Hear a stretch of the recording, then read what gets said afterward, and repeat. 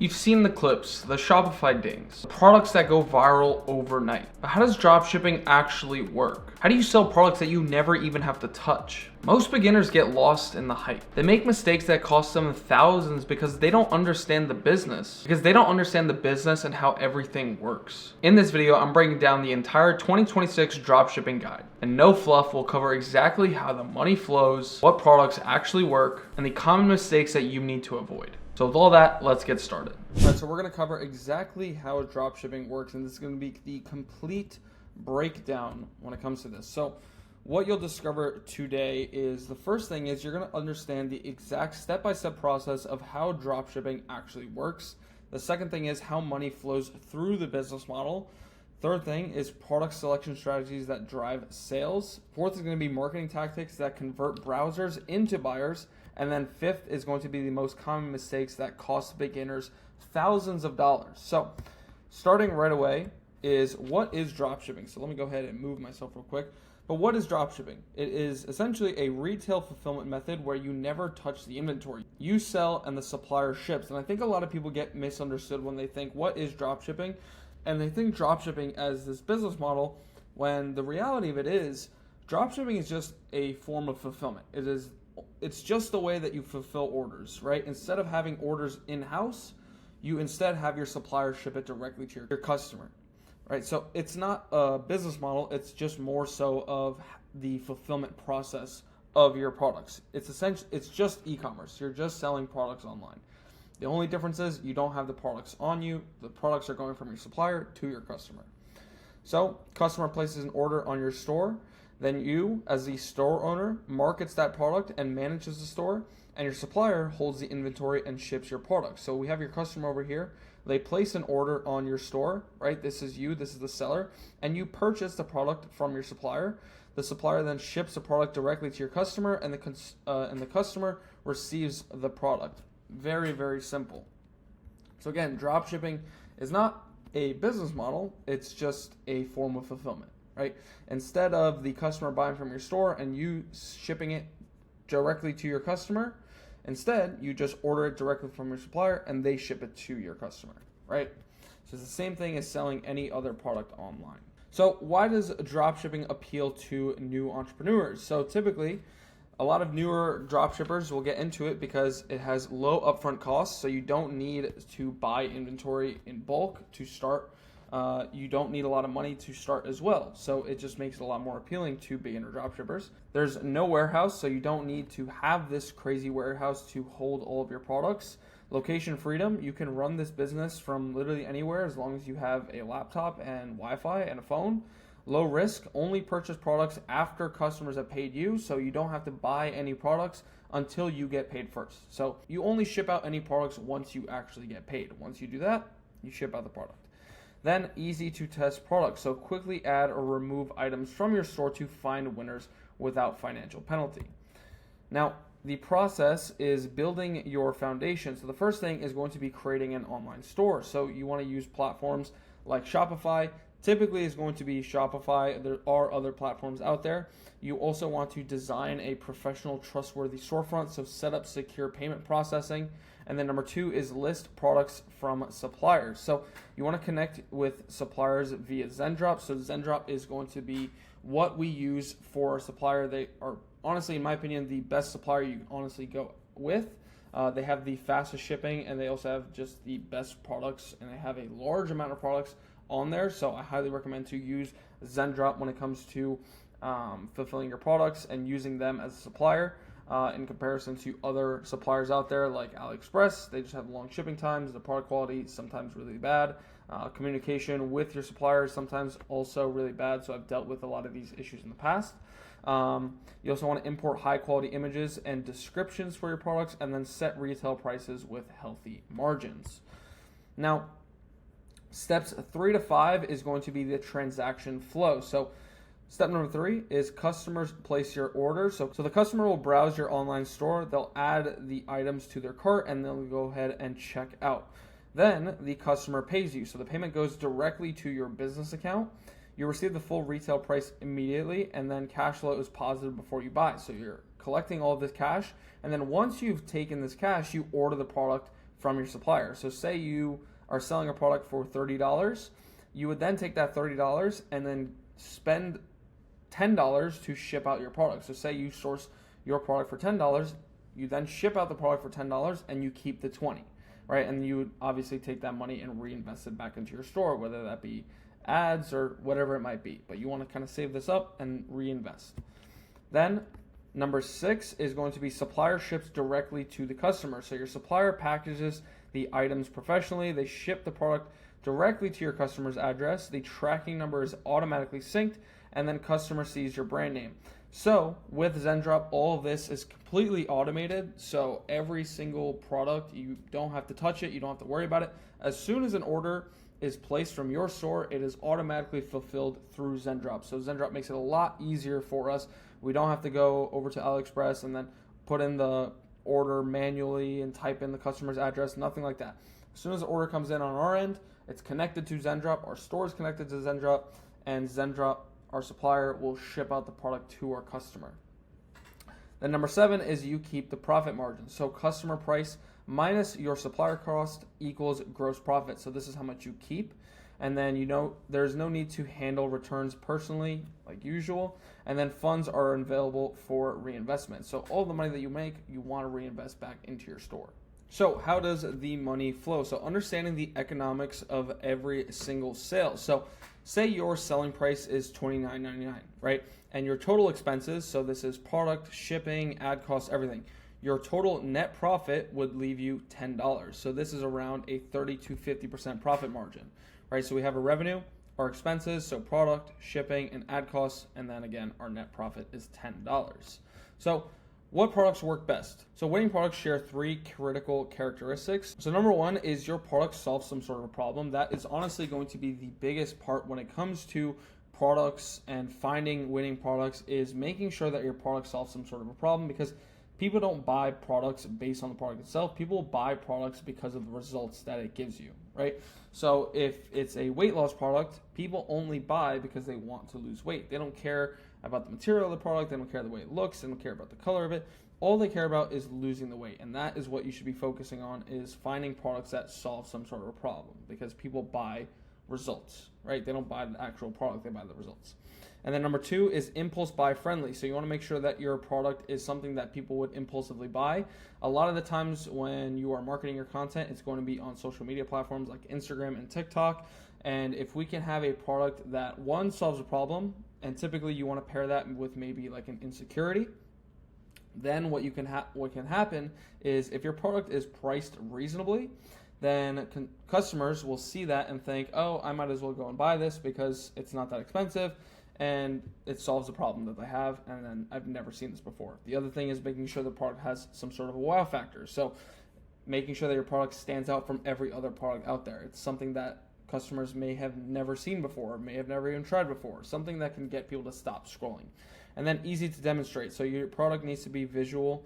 It needs to be clear on the before and after. It needs to have that wow factor like I just talked about. And just needs to be easy to understand. If your product is difficult to understand how it works and what the results are, then it's going to be very difficult to actually sell. So we need to make sure that it's something that is easy to consume and easy to understand. So some top categories are going to be pets, beauty, home, and fashion. These are kind of the best categories that I have seen myself. For my personal self, I have had the most success with the beauty niche, just because a lot of people tend to impulsively buy with beauty products, especially because it solves people's problems and it's usually related to their insecurities, and people will pay money to solve these insecurities they have. So I have seen most success myself within the beauty niche, so highly recommend. So now, products to avoid with dropshipping is, first going to be heavy items. High shipping costs eat into profits and slow down delivery. So you don't want to have these big, bulky, heavy items unless it is going to be a more high ticket item. So if you're selling something very, very expensive, then it would make it a lot more worth it. But if you're selling something that is very, very heavy and doesn't really cost a lot of money, then it's not really something worth selling. Second thing is going to be branded products. So copyright issues and inability to compete with official retailers. So you want to make sure that the products that you are wanting to sell aren't branded products. These are products that are just no branding on it, nothing, because if it is branded, then you can get in trouble for it. So next thing is going to be low margin items. So not enough profit left after ads and transaction fees. So if a product already has low margins off the bat and you know that, it's not even worth selling because there's not any money to be made. So there's no point in doing all this or spending all of this time and energy into creating the store, marketing the product, and even selling the product and shipping products out or orders out, because there's barely any money to be made with these products. And then fragile products, there's just a high damage rate during shipping, and this just leads to excessive refunds and chargebacks.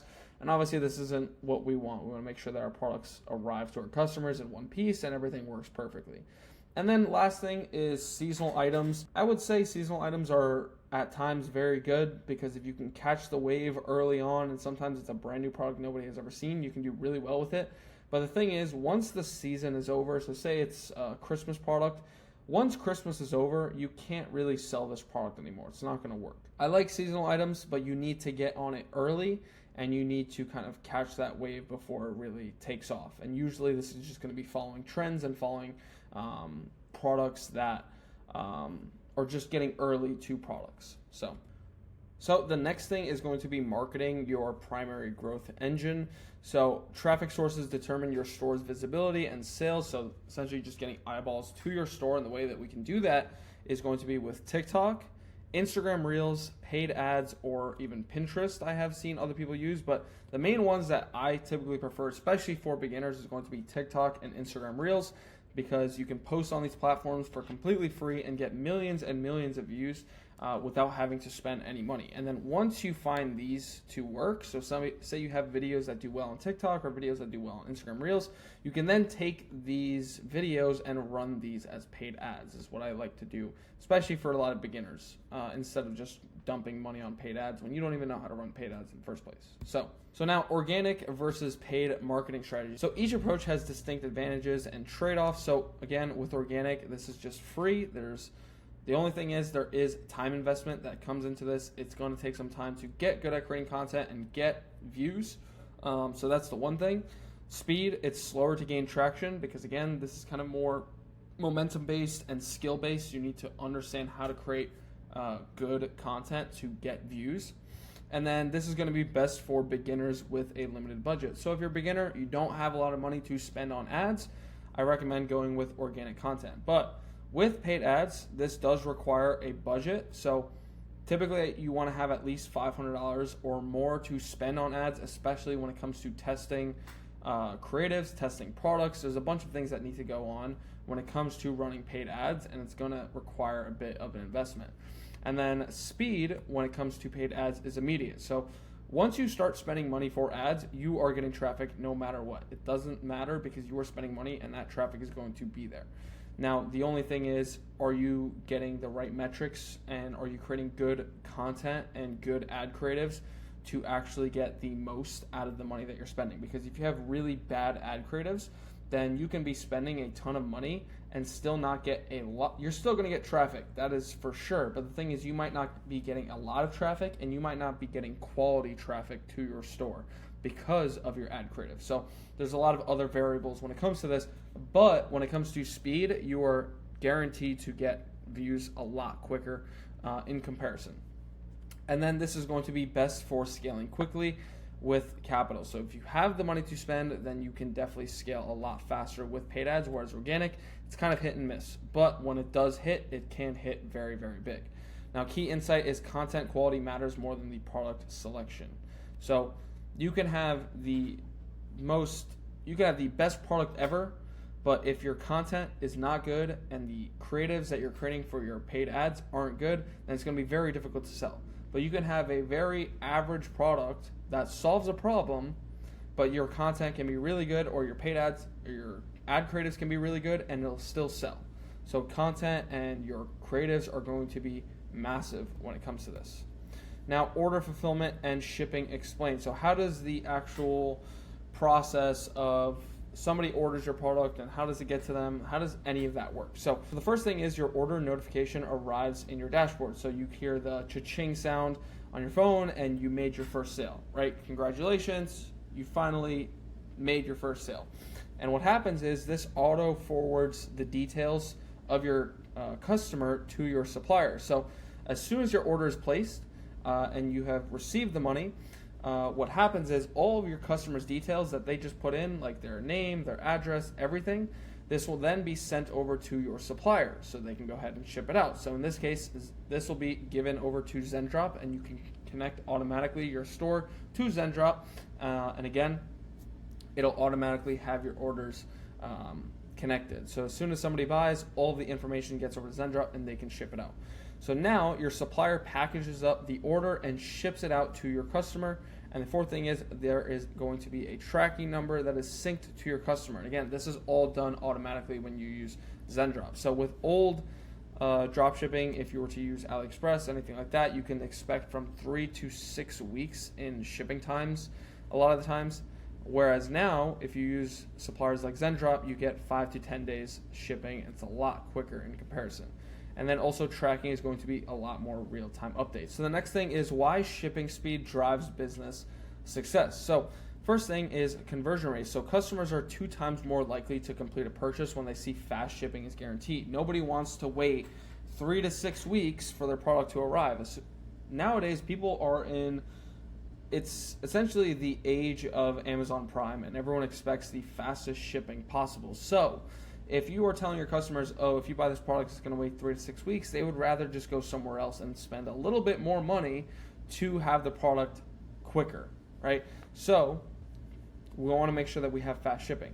And the second thing is brand trust. So professional shipping times build credibility and separate you from scammy stores. So a lot of the times people will see a store that has really long shipping times, they're going to assume that it's some sort of a scam and it's a drop shipping store. But if you can then show that we have fast shipping times, it comes off as a real authentic business. The next thing is going to be repeat buyers. So satisfied customers return, and your LTV, your lifetime value of a customer, increases. And again, this allows for customers to come back to our stores and buy more often, and we end up making more money because of that. If a customer buys from our store and they wait 3 to 6 weeks for the product to arrive, do you think they're going to come back to our store? Probably not, because they don't want to wait 3 to 6 weeks for the next time they buy something. They want their products almost immediately after they buy. And then refund rates go down, so faster shipping eliminates the where's my order emails and reduces buyer's remorse cancellation. So a lot of the times where I've seen beginner dropshippers, they'll just set up like AliExpress and the cheapest kind of suppliers, because they want to just try and squeeze every penny out of their customers, is the order takes too long. The customers will then email you saying, hey, where's my order? What's going on? And then what happens is they end up thinking, oh, maybe I got scammed. I'm going to go ahead and charge back on my order. I'm just going to refund it, whatever it is. I don't want the product anymore because it's taking too long. And that's what's going to happen if you have shipping times that just take way too long. It needs to be a reasonable shipping time. And even if it is 5 to 10 days, you let the customer know, hey, the order is going to take 10 days. This is how long it's going to be. Here's a live tracking. Even if you just give them live tracking, you give them updates of where their order is at, they're going to feel a lot more comfortable. So customers don't care where it ships from, they just care about when it arrives, right? So now a few common myths that are kind of like debunked is, the first thing I hear over and over and over again is drop shipping dead. And the market is more competitive, but far from dead. There are billions in annual sales that prove the model's valuability. It just requires to be better at marketing now. Everyone likes to think that dropshipping is dead. It's oversaturated. There's too many people in it. But the reality is, buying and selling products online isn't going anywhere anytime soon. If anything, it's getting even closer to that. Nowadays, most shopping is all done online. People don't go out to stores anymore to buy anything. Everyone just orders things online, and it's a lot easier and it's a lot more convenient for people. So the age of drop shipping is dead, and people saying drop shipping is dead, is never going to happen, because selling products online isn't going anywhere. Drop shipping is never going to die, because again, drop shipping is not a business model. It's just a way of fulfillment. So if we are selling products online and selling products online isn't going anywhere, then dropshipping isn't going anywhere, and dropshipping will never die. Now, myth number 2 is it's 100% passive income. You see probably thousands and thousands of videos online of people saying that, oh, dropshipping is passive income, you don't have to do anything, where that is honestly far from the truth. It requires active daily work in marketing, customer service, and store optimization to succeed. Now, yes, there are tasks that you can delegate out to other people, but it is not passive income. There are still things that you need to get done on a day-to-day basis. Yeah, you might not be working 10 hours every single day at scale, but you might be working 1 to 2 hours every single day. But honestly, in the beginning, you're probably going to end up working 8 to 10 hours on your store every single day. And then once you finally get it to the point where it is actually, you're scaling your business and you are an actual good dropshipper and you understand all the skills, then you have a lot more leverage and you have a lot more skills, so you don't have to spend as much time, right? Because your skills are so high, you can spend 1 to 2 hours working because the tasks that you're doing are such high leverage tasks. Right? You don't need to be doing every little thing in the business because you're delegating tasks to other people. Now that's another video for another day. But myth number 3 is going to be you need $5,000 to start. Everybody online likes to tell you that you need this crazy budget in order to get started with dropshipping, when that's not true. In my opinion, it's $200 to $500, and this is going to cover your store setup, your domain, ad testing, product testing, anything that you need. And $500 is honestly more than enough. This is going to give you the perfect amount where you have a little bit of wiggle room to test a few products while not having to worry about like running out of money. So again, $200 to $500 is kind of like that good sweet spot. If you got $500, that's even perfect, because then you have this kind of safety net where if a product doesn't work, you can always just go ahead and buy another product and then ship that out to you and start testing this product and creating content around it and building a store around it, all of these things. Now, a few kind of common beginner mistakes. You want to make sure to avoid these critical errors that cause 90% of failures, especially for beginners, is going to be choosing bad products, selecting items based on personal preference instead of marketing demand, ignoring profit margins and shipping costs. You want to be smart when it comes to picking your products. Don't just pick a product that's in the fitness niche because you like to go and work out. Don't just pick a product in the beauty niche because you're into beauty products. Look for products that actually solve problems. Look for products that are actually scalable and have good margins and have good shipping costs. And every single one of these things that we talked about earlier all make sense. Because if you're just picking the product because you just like it, then chances are it's probably not going to work. And I see too many beginners making the mistake of, oh, I like this water bottle right here because I have one just like it. That doesn't matter. Go and pick actual good products and do your research and take the time to look for good products. Mistake number 2 is copying stores. So I almost creating the exact identical store to your competitors. So I see a lot of people, what they'll do is when they're creating their stores, they're looking at other competitor stores and creating it almost exactly the same.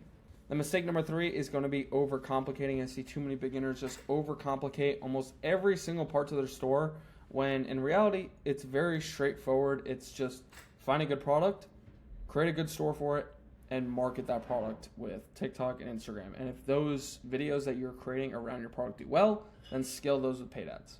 It's not as complicated as everyone likes to make it seem. Yes, there are little intricacies when it comes to each part within the business model, but overall, it's not that difficult and it's not as complicated as you probably think it might be. Because as a beginner, you're going to kind of feel overwhelmed. You're going to think that everything is super complicated and all these things. And then mistake number 4 is just giving up too early. I see way too many people think that they can make $10,000 a month with dropshipping in 30 days or a week or 2 weeks, whatever it might be. And they end up just giving up because they think this isn't for me. When the reality of it is, if you want to actually get good at dropshipping, you have to spend the time, put in the effort to actually get good at dropshipping. So now how can you actually get started dropshipping today? So your 5-step quick start roadmap to launch. So step number 1 is going to be picking your niche. So choose a category you can create content around, research market demand. Then number 2 is going to be find a product. So use Zendrop to discover trending items. Verify a 30 to 50% profit margin. Number 3 is going to be build your store. So set up Shopify and get your store built. And then number 4 is going to be post content or run paid ads if you have the budget for paid ads. But again, if you're a beginner, I recommend just posting organic content. It's going to be the safest route in terms of saving money, because again, if you go down the paid ads route as a complete beginner, you might just end up wasting a lot of money because you don't know how to create paid ads. And then number 5 is fulfill your orders. So automate order forwarding, so provide excellent customer service.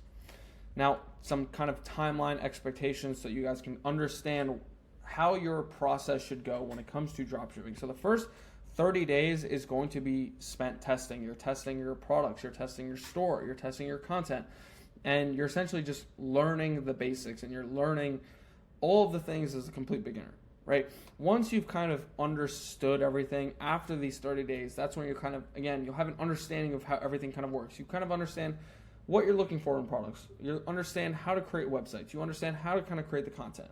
You understand basic editing. You understand a lot of the basics. But from days 30 to 90, this is where you're going to be identifying winning products. You're going to scale marketing budget slowly. You're going to optimize your conversion rates and begin to see consistent daily sales. And this is the process of where you'll actually start to see some traction building, and you'll start to see a little bit of results. Maybe it's not even your first sale. Maybe it's just you're creating better looking stores. Maybe you're finding better products. But this is where you'll start to kind of put the pieces together. And after 90 days, this is where you'll start to scale your winners with increased ad spend, expand product line with complementary items, build systems for sustainable growth, and hiring virtual assistants for customer service. And usually past this 90-day point, after you consistently show up every single day and you're consistently learning and consistently getting better and putting in the time and effort and energy, then you'll start to get the results that you want. And now the final thing is dropshipping is a business model. I know I talked about earlier in the video that dropshipping is not a business model, it's just a way of fulfillment. But you want to treat it like a real business. It's not a shortcut, it's not this side hustle. You want to treat it like a real business. So you want to have consistent effort, strategic thinking. You want to focus on your customer and pleasing your customers and delivering the best way possible, delivering the best product possible in the best way possible. And then having patience. You don't want to just go into it thinking I need to make $10,000 today or else it's over. Take your time, go slow, and learn, because that's when you'll actually get results. You want to be patient with this. And then adaptability. So pivoting quickly when the market trends or ad platforms change. So with all of that, go ahead and get started with Zendrop. I will have the link in the description where you can go ahead and get access to Zendrop. You'll get access to winning products. You'll get access to the suppliers. Every single tool within Zendrop you'll get access to. I highly recommend it. Again, like I just talked about, access to trending products instantly, fast shipping, and automated order fulfillment, so you don't have to touch any of the products whenever you get an order. So again, I will leave the link to that in the description of the video. With all that being said, I hope you enjoyed the video. I'll see you guys next time.